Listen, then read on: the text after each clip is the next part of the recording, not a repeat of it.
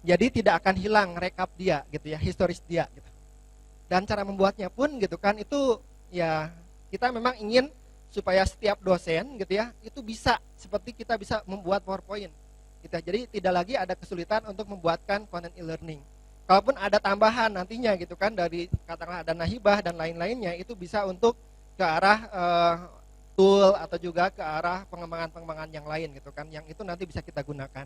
Nah, dari sekian banyak Bapak Ibu yang saat ini hadir gitu ya, masing-masing Bapak Ibu bikin konten saja ada 14 konten dari Bapak Ibu yang bisa dihasilkan, 14 kali 20 pun saat ini sudah lalu sudah bingung nanti nguploadkannya gitu ya. Sudah sangat banyak gitu. Baik, itu Bapak dan Ibu sekalian, tambahan sedikit. Itu adalah ke arah proses pembuatan kontennya. Jadi tidak perlu yang sangat kompleks. Nah, kami juga sempat siapkan bahan-bahan. Jadi standar kami untuk membantu dosen.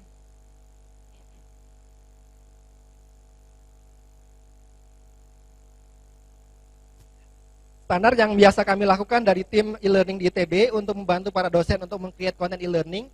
Pertama adalah menyediakan toolnya. Jadi pertama ada Comlabs LMS Simulator. Itu adalah LMS model yang kita package offline. Sehingga bisa diinstal di masing-masing laptop Bapak dan Ibu sekalian. Ketika ingin testing, membuat konten, itu tidak perlu online. Cukup membuat itu di offline ini, nantinya kita bisa backup dan kita uploadkan di server online. Yang keduanya adalah soal online dengan Word. Di sini sebenarnya tuh kita ada tool converter, jadi Bapak dan Ibu cukup menulis soalnya di sana gitu ya. Itu ada Moodle V08, itu adalah makro yang kita bisa jalankan di Word versi manapun. Nanti itu ada toolbar yang bisa memudahkan kita membuat soal, ketika nanti dikonversi itu bisa langsung menjadi soal online. Ini sampel makronya, mudah-mudahan cepat jalannya.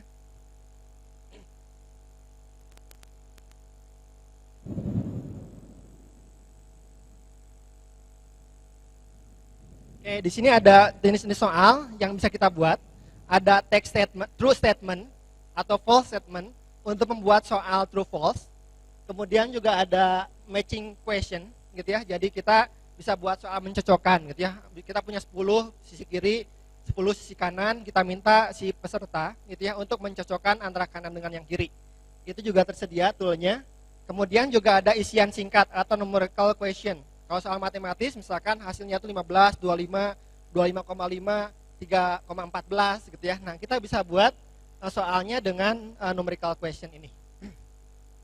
Terus juga ada short answer question gitu ya. Jadi ini adalah soal kalau isiannya itu singkat, misalkan Bandung juara itu bisa dibuat seperti itu jawabannya. Dan hasilnya nantinya gitu ya, kita tidak perlu koreksi manual. Ketika soal dipublish gitu, nanti masa mengerjakan soalnya langsung bisa kita dapat hasilnya ini. Terus juga ada missing word question gitu ya. Misalkan ini ada soal penyimpanannya itu ada di bagian depan paragraf, tengah paragraf atau juga di bagian manapun.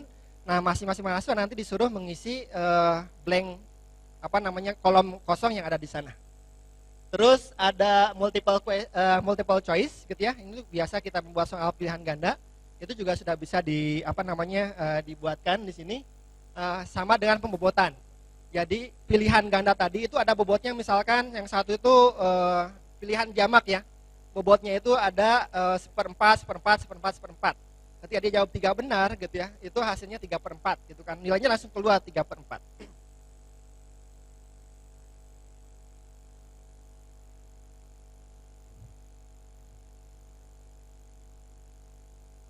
Oke, hasilnya contohnya gitu ya.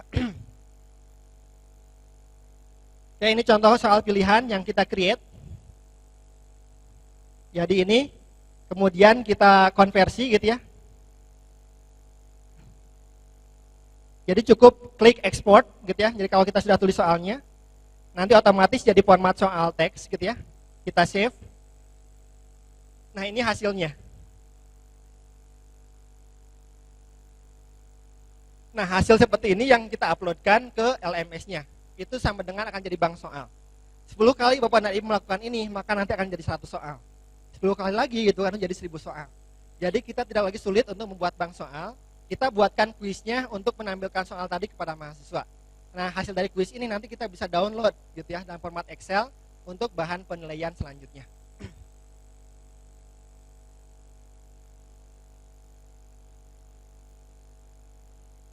Ya, itu yang kedua ada di bagian soal online.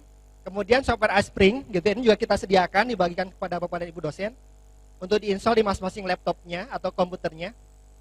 Hasilnya adalah ini ya, yang PowerPoint tadi. Jadi nanti ada add-on ini, Aspring Free. Nah, di sana kita bisa langsung publish setiap PowerPoint kita menjadi format HTML dan Flash.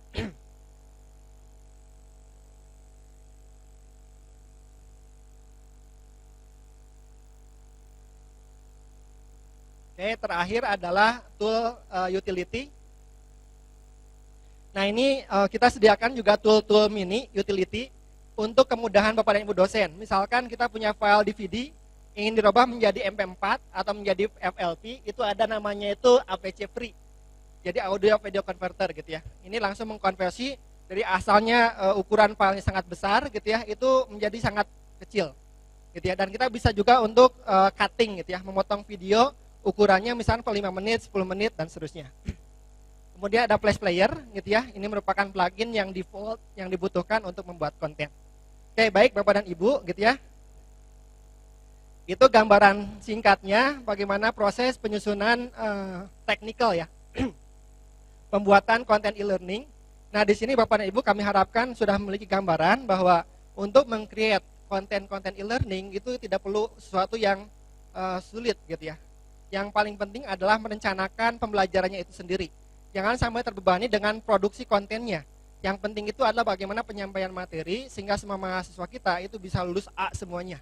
Tidak lagi yang B, C itu ini ya, A semualah pokoknya gitu ya.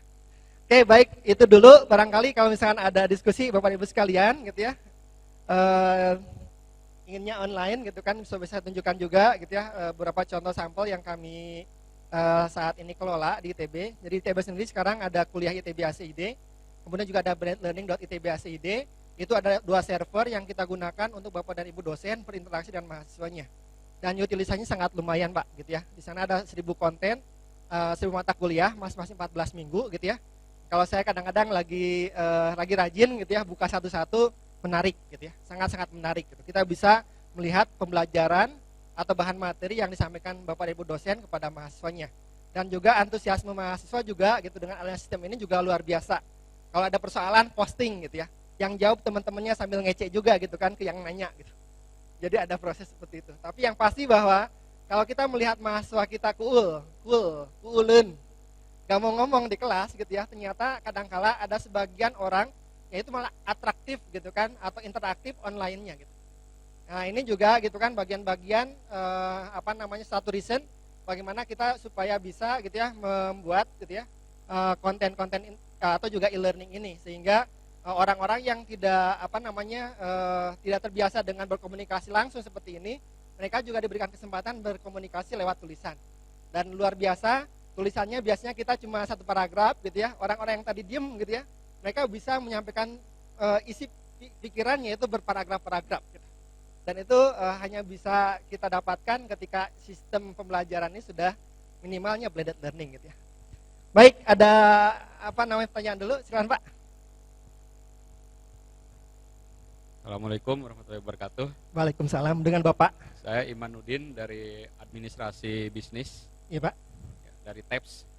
Saya ingin menanyakan berapa biaya yang harus dikeluarkan gitu ya di ITB sendiri, lalu mendorong dosen-dosen supaya beralih ke e-learning gitu. Lalu selain itu